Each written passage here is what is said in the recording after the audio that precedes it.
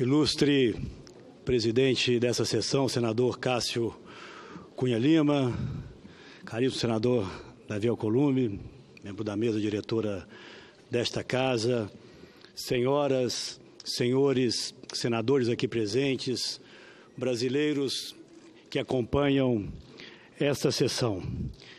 Quero de início registrar o entendimento feito com o ilustre presidente desta casa e também desta sessão, de que, em razão da excepcionalidade desse meu pronunciamento, no meu retorno a esta casa, entendemos que o melhor seria que não concedesse aqui a partes, para que o pronunciamento, que não será muito longo, pudesse ter aqui começo, meio e fim, e, obviamente, os debates políticos virão a ocorrer em inúmeras outras oportunidades a partir do encerramento desse pronunciamento. Portanto, desde já peço escusas aos ilustres parlamentares aqui presentes e inicio este meu pronunciamento dizendo, senhor presidente, senhoras e senhores senadores, que retorno hoje a essa tribuna com um conjunto de sentimentos que, a princípio, podem parecer contraditórios, mas, na verdade, eles retratam a profundidade das marcas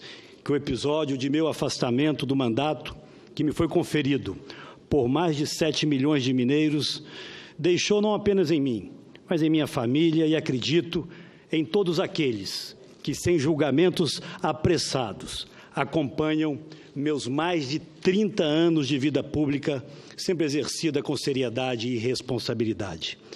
Dentre todos esses sentimentos, sem dúvida, o da indignação contra a injustiça e o da tristeza que acaba por atingir de forma mais profunda aqueles que mais amamos, foram os que mais de perto me acompanharam nesses dias tormentosos. Mas estejam certos, senhoras e senhores, em nenhum instante, em absolutamente nenhum instante, perdi a serenidade e o equilíbrio próprios daqueles que sabem a exata extensão de seus atos e a correção da sua conduta. Senhoras, senhores senadores, ilustres colegas, não cheguei ontem na vida pública. Nessas últimas semanas, deixei-me embalar por certa nostalgia e permiti, senador Serra, que me visitasse a memória e a alma o jovem militante que andou por cada canto desse país, participando e organizando as grandes manifestações pelas eleições diretas.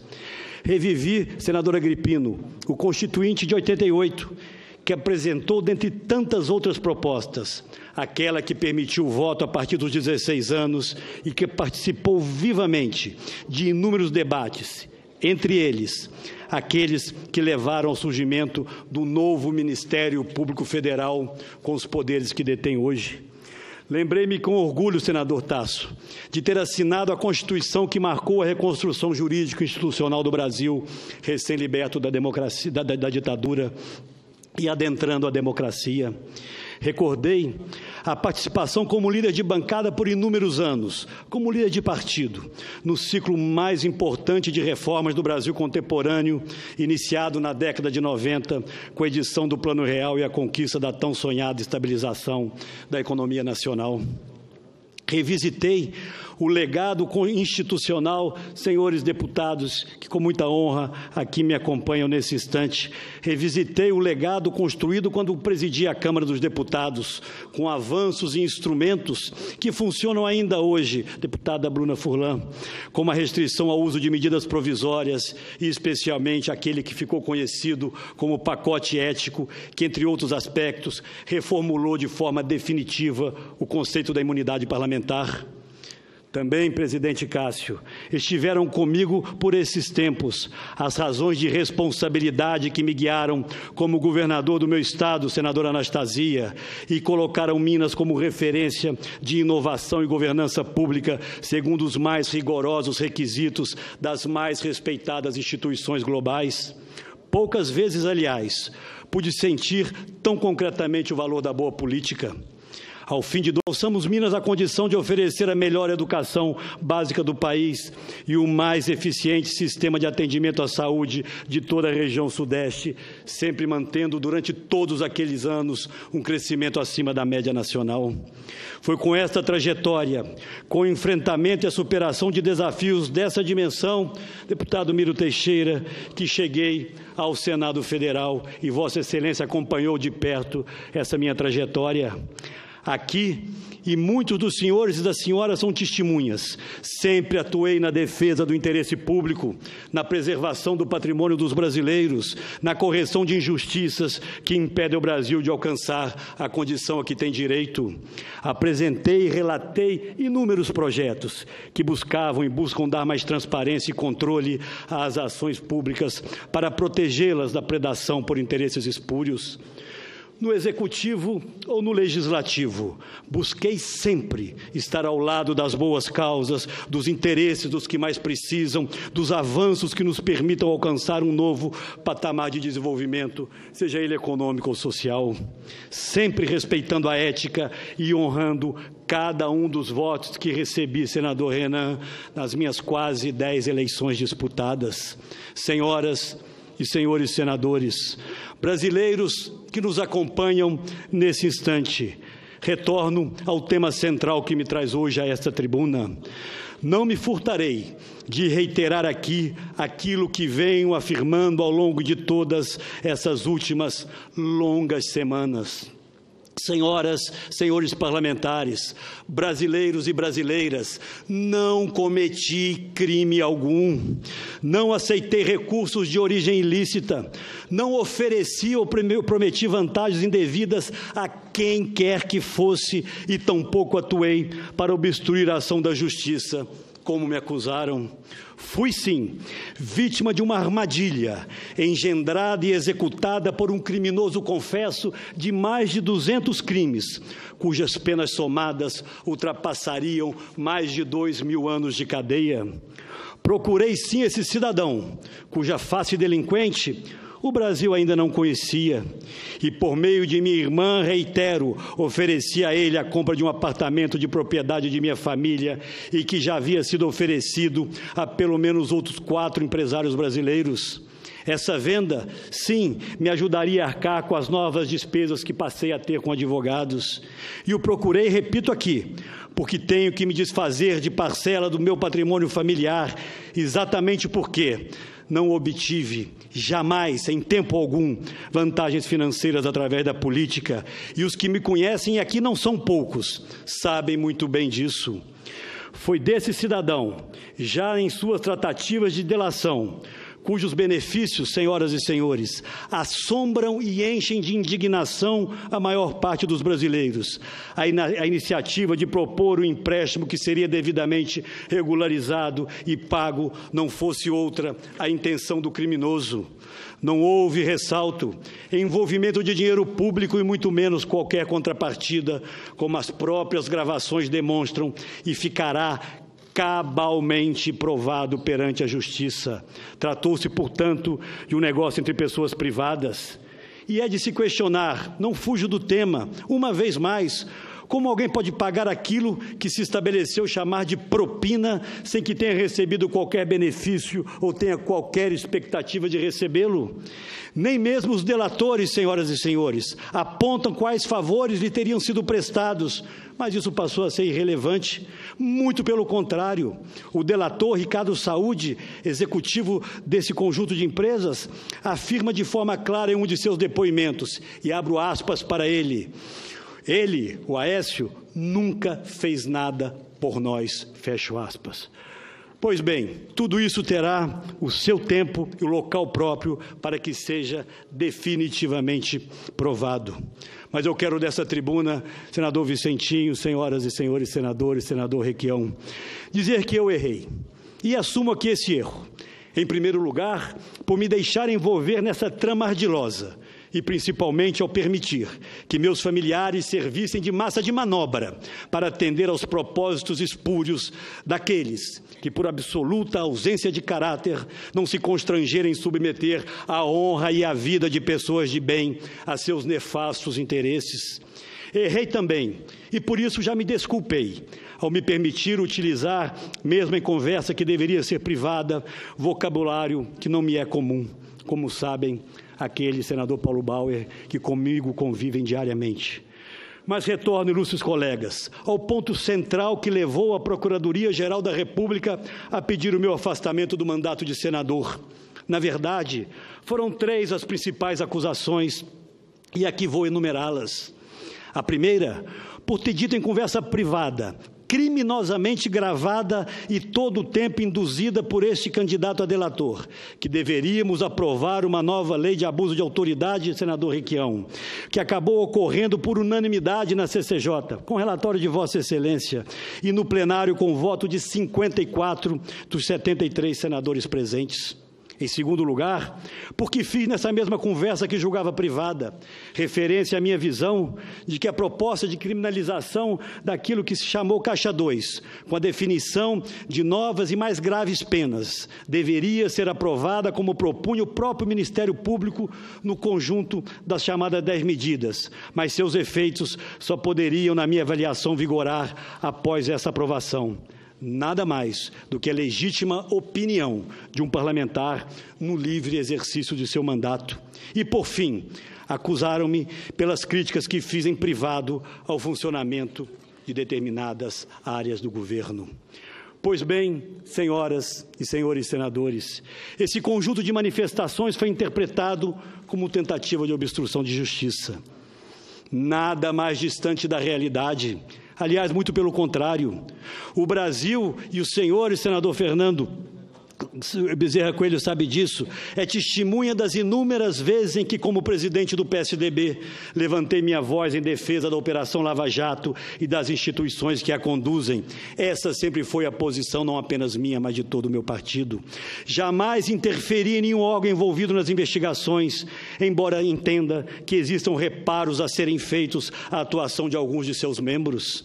No dia em que não pudermos mais exercer o direito ao contraditório, teremos perdido o essencial, a liberdade que cada um tem de se expressar e exercer seus legítimos direitos.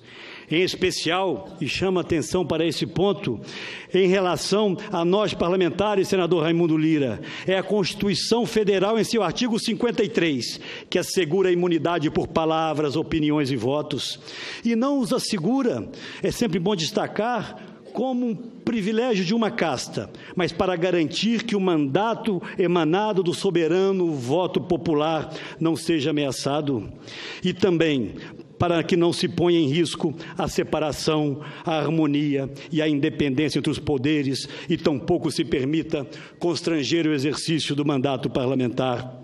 Deputado Pestana, foi o ilustre ministro Marco Aurélio, do Supremo Tribunal Federal, que em sua decisão tratou de trazer luzes àquilo que diz a Constituição.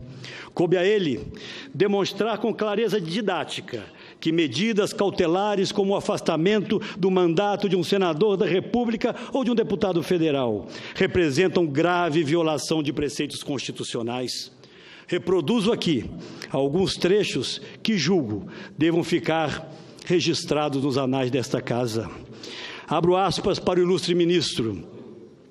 O afastamento do exercício do mandato implica esvaziamento irreparável e irreversível da representação democrática conferida pelo voto popular. O judiciário não pode substituir-se ao legislativo, muito menos em ato de força a conflitar com a harmonia e a independência dos poderes. E continua o ministro.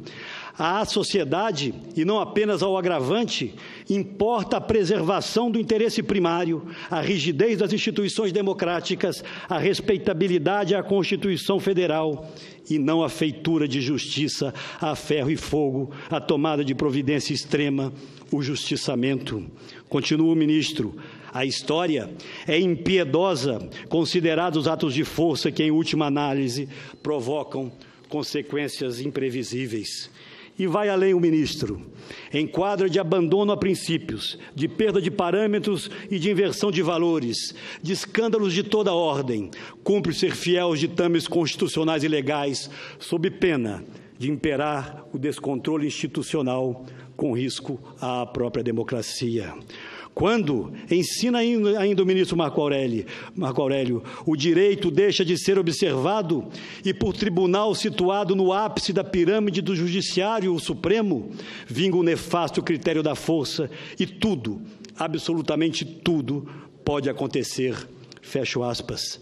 Trata-se, destaco mais uma vez, de peça jurídica histórica que sempre servirá para defender não a um parlamentar individualmente, mas as instituições. Servirá para assegurar a separação entre os poderes, o livre exercício do mandato parlamentar, a defesa dos direitos individuais e, sobretudo, senador Eunício Oliveira, presidente desta Casa, o respeito à Constituição. Não serve apenas a mim ou aos meus 80 colegas senadores ou aos 513 deputados, serve à história. Senhoras, senhores senadores, fui condenado previamente sem nenhuma chance de defesa. Tentaram execrar-me junto à opinião pública. Fui vítima da manipulação de alguns, da má-fé de muitos e, sobretudo, de julgamentos apressados, alguns feitos aqui mesmo nesta casa, por alguns poucos que parecem não se preocupar com a preservação dos direitos individuais e com o primado da nossa Constituição. Mas não carrego mágoas, não carrego ressentimentos. Olho para frente. Trabalho para construir o futuro, jamais para desfazer o passado. Assistimos hoje, na verdade, a uma enorme disputa que pode acabar por fazer com que algumas instituições do Estado brasileiro prevaleçam sobre as outras. E isso não pode ocorrer, senador Cidinho. Só o equilíbrio interessa a uma sociedade sadia. O papel de investigar, de apontar erros, de puni-los, é fundamental para o aprimoramento das nossas instituições, mas não pode ser feito ao arrepio do nosso ordenamento jurídico. O país vive, sim, um importante e inédito acerto de contas com a sociedade e com o mundo político. E temos que estar preparados para ele, separando o que é crime daquilo que não é, separando condutas ilícitas daquilo que é simplesmente atividade política. Misturar tudo e todos só interessa aos que não querem mudança alguma. Senhoras e senhores, ilustres colegas, parlamentares federais que da casa vizinha vêm aqui acompanhar esse meu pronunciamento, e a todos meu mais profundo e sincero agradecimento. É com espírito altivo e com absoluta serenidade que retorno hoje a esta casa, a esta que é também a minha casa, senador e ministro Aloysio Nunes. Que alegria poder tê-lo aqui hoje. Meu retorno se dá única e exclusivamente pela estrita observância da lei, pelo respeito a direitos assegurados e pelo que determina a nossa Constituição. Retorno com firme propósito, de ao lado de cada um dos senhores e das senhoras, independente de filiações partidárias ou de divergências que possamos ter, continuar trabalhando para permitir ao Brasil superar suas gravíssimas dificuldades evidenciadas no baixo crescimento econômico e na profunda crise social que vivemos. Quero aqui reafirmar, nesse instante, meu compromisso e minha crença na necessidade de continuarmos avançando em uma ousada agenda de reformas que, aliás, foi a razão do apoio do PSDB ao governo do presidente Michel Temer.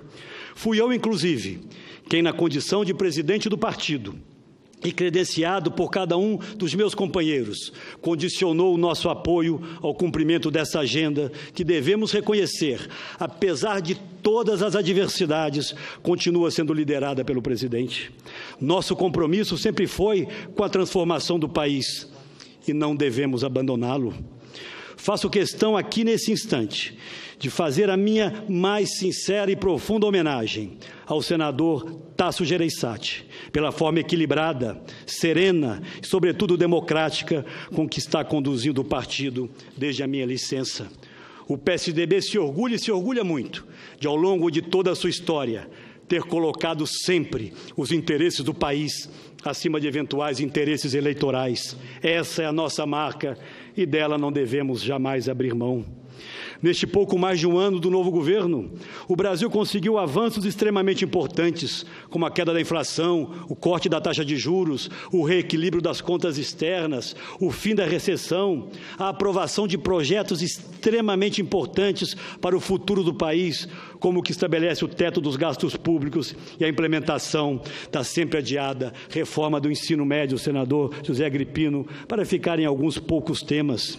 Para tão pouco espaço de tempo, devemos reconhecer, foram conquistas relevantes e que precisam ter continuidade, pois convivemos ainda, essa é a nossa mais amarga realidade, com um contingente de 14 milhões de desempregados e com degradantes indicadores sociais. Os nossos desafios estão em todas as áreas e precisamos enfrentá-los, sobretudo aqueles que atingem os mais desprotegidos. Aproveito esta tribuna para de público apelar ao governo para que reconsidere, se realmente verdadeira for, a decisão de não conceder reajuste ao Bolsa Família. Todo esforço deve ser feito no sentido de garantir o poder aquisitivo desses benefícios e, sempre que possível, prover-lhes ganhos reais. Senhoras e senhores, agradecendo a presença de cada um dos ilustres senadores e parlamentares nesse plenário, a cada um que nos acompanha nesse instante, encerro este meu pronunciamento com a constatação, que acredito seja de todos, de que as maiores vítimas de toda essa crise, presidente Eunício, porque passa o Brasil, são aqueles brasileiros que menos têm e mais precisam do apoio do Estado. E será sempre, fica, portanto, essa última mensagem, será sempre através da política, mas da boa política, feita com tolerância e respeito, que vamos conseguir encontrar um novo e virtuoso caminho para o Brasil e para cada brasileiro. Muito obrigado, senhor presidente.